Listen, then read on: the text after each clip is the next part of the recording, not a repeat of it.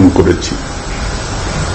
প্রধানমন্ত্রীর পদত্যাগ ও বৈষম্য বিরোধী ছাত্র আন্দোলনে সৃষ্ট পরিস্থিতিতে আজ বঙ্গভবনে 3 বাহিনীর প্রধান এবং বিভিন্ন রাজনৈতিক দলের নেতৃবৃন্দ, সুশীল সমাজের প্রতিনিধি ও বৈষম্য বিরোধী ছাত্র আন্দোলনের কয়েকজন সমন্বয়কদের সাথে আলোচনা হয়। শুরুতেই সেনাপ্রধান বিরাজমান সার্বিক পরিস্থিতি ও রাজনৈতিক দলগুলোর সাথে তার আলোচনা সম্পর্কে আমাকে অবহিত করেন। রাজনৈতিক নেতৃবৃন্দ এ সময় তাদের বক্তব্য তুলে ধরেন। সভায় বৈষম্য বিরোধী ছাত্র আন্দোলনের নিহত শহীদদের স্মরণে শোক প্রস্তাব গৃহীত হয়। এছাড়া জরুরি ভিত্তিতে একটি অন্তর্বর্তীকালীন সরকার গঠনের সিদ্ধান্ত নেওয়া হয়।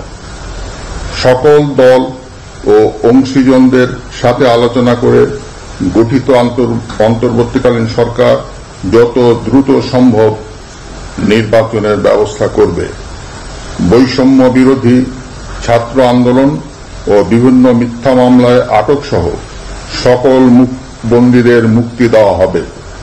বৈষম্য বিরোধী ছাত্র আন্দোলনের নিহতদের পরিবারদের ক্ষতিপূরণ প্রদান ও আহতদের সুচিকিৎসার প্রয়োজনীয় সকল সহায়তা দেওয়া হবে।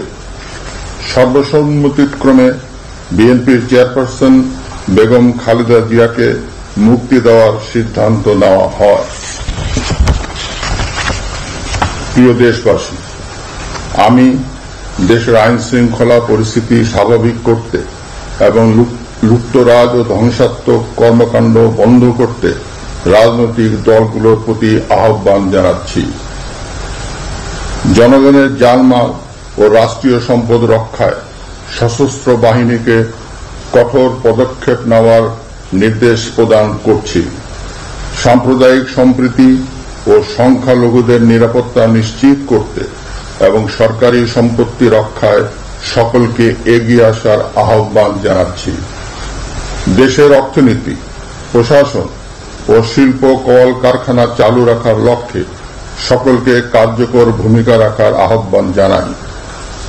ছাত্র নেতৃবৃন্দ ও শিক্ষকদের সাথে আলোচনা সাপেক্ষে অতি শীঘ্রই শিক্ষা প্রতিষ্ঠানগুলি খুলে দেওয়া হবে। এছাড়া যারা হত্যা ও সহিংসতার সাথে জড়িত নিরপেক্ষ তদন্তের মাধ্যমে তাদেরকে আইনের আওতায় আনা হবে। গণপ্রজাতন্ত্রী বাংলাদেশের সংবিধান অনুযায়ী অনতি বিলম্বে বর্তমান সংসদ বিলুপ্ত করা হবে। দেশের সকল অফিস আদালত আগামীকাল থেকেই স্বাভাবিকভাবেই চলবে।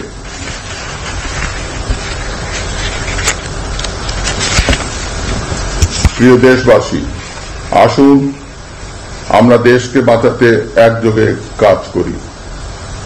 পারস্পরিক হিংসা বিদ্বেষ ভুলে ও প্রতিহিংসার ঊর্ধ্বে উঠে দেশকে এগিয়ে নিতে নিজ নিজ অবস্থান থেকে ভূমিকা রাখার জন্য আমি বিনয়ের সাথে আপনাদের প্রতি অনুরোধ করছি।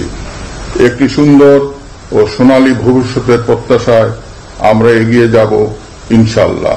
মহান আল্লাহ আমাদের সহায় হন। খোদা হাফেজ। বাংলাদেশ চিরজীবী হোক।